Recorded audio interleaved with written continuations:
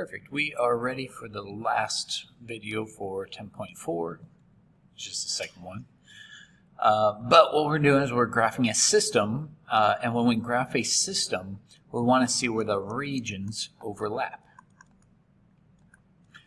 So hopefully some of this seems familiar for you.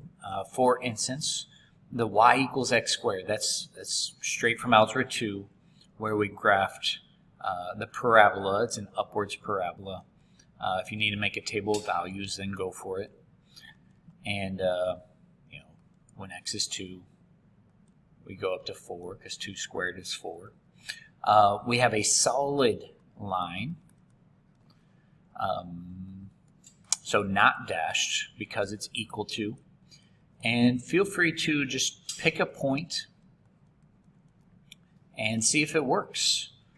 So that was my advice. Like if I were to pick the ordered pair 0, 2 in that region, well, if y is 2 and x is 0, is it true that 2 is bigger than or equal to 0? The answer is yes. So I'm just going to take a light color and shade in that region. I don't like to shade darkly because we want to see where the regions overlap. So as I go to the next one, and I were to graph this, this is just a line, whereas up here was a parabola, where we would start at y equals 2, and then my slope is down 3, right 1. So from that point, 1, 2, 3, right 1. I can also go backwards, up 1, 2, 3, left 1, something like this. And they will cross each other. It should be a straight line. It doesn't look like mine's going to be perfectly straight. I didn't draw this very well. But it's another solid line, solid curve because of the or equal.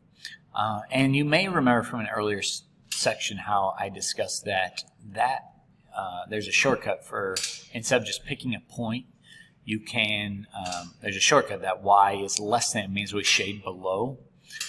So we're talking about this region down here. But again, you could pick a point like 0, 0 on this one, and it's true that 0 is less than or equal to 0 plus 2. 0 is less than 2. So where do we want to graph darkly is in that region where I shaded both, like that soft blue color and that soft green color. So this is the region I wanted to see that's darkly shaded. Now, part of the reason I'm not a big fan of what I just did is it now hides, like if you shade too dark, it might be difficult for me to see that, this was shifted up too. So that's why I try to not shade very darkly, I guess intensely. But that is your final answer, is those are all of the points that work for both systems. And again, Desmos has a nice way of showing you. If you were to graph y is greater than or equal to x squared, and then graphing the other equation, y is less than or equal to negative 3x plus 2. What I like about Desmos 2 is I can click on the graph and see where those two curves intersect. But the answer that I only care about is this, and it's kind of tough to explain it because we have like a U shape underneath and then a straight line above. But that's the answer we actually care about. I could change the setting and make this a little bit lighter of a color. I don't know if that helps you visualize the answer that I want. I want this region in here. And that's basically it for this section. I have one more example where we have a system of 3. But that shouldn't be a problem either. Because if you notice, this top one is a circle. This middle one is a hyperbola because of the minus, and this bottom one is just a straight line. And if we follow the rules, we just want to see where the 3 regions overlap now.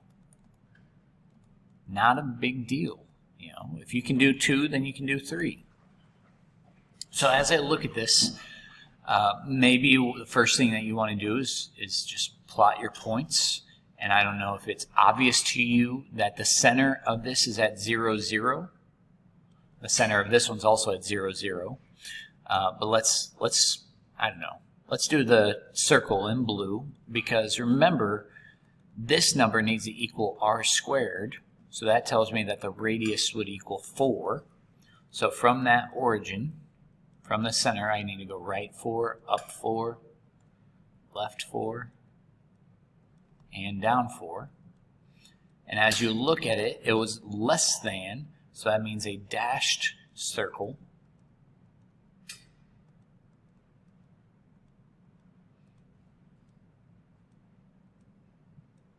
And maybe I'll highlight I'll highlight where the region is. Because if I were to pick a point like 0, 0 for x, so right here, is it true that 0 plus 0 is less than 16? Yes, it is. So we want to shade the region that's inside of that circle. Okay, but that's not your final answer. That's why I'm highlighting it in kind of a faint color. Because we also want to see, and I'll do the next one in red, the hyperbola. So remember, this is centered at the origin as well. The a value is 2, because remember 2 squared is 4. So that's where one vertex is, and it's underneath x. So I know I'm here. Whereas the b value is 3. And as a reminder, what I had you do before is I made a box around this. Now my picture is going to get messy, so hopefully you can follow along. And I will show you Desmos because the picture will be nice in Desmos. So then I can make my asymptotes go through my box.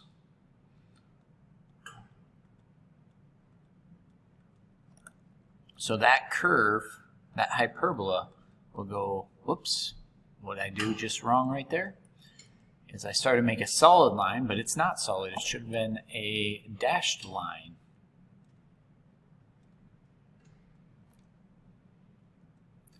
And again, if you were to pick points, I put arrowheads there.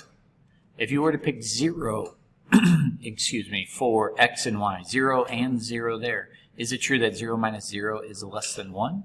Yeah. So we want the region that 0 is included in that hyperbola.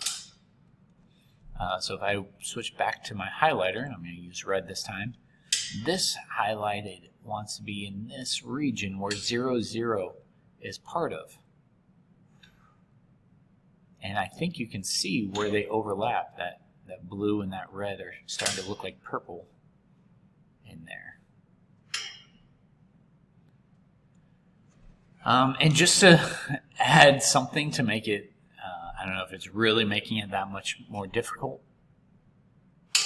If I were to graph this one, it's just a linear function. It's a line that starts up 3, 1, 2, 3.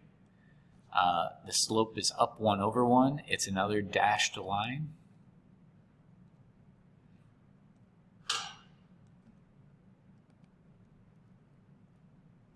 Should hit over here, I believe, if I'm doing this correctly. And being less than, we would shade below. So if I got a highlighter out and started to shade that one below. I went too far. Let's try that again. Shading below that curve.